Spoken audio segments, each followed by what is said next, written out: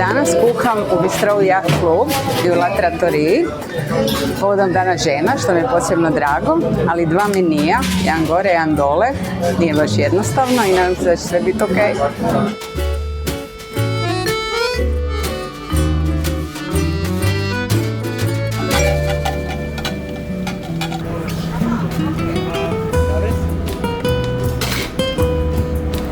To je to.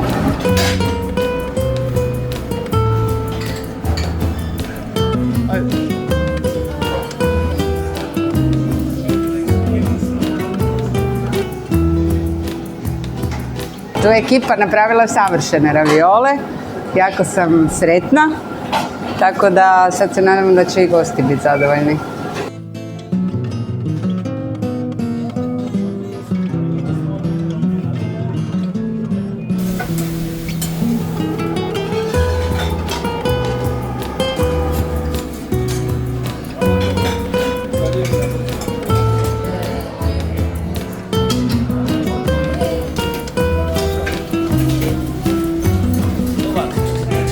Idemo.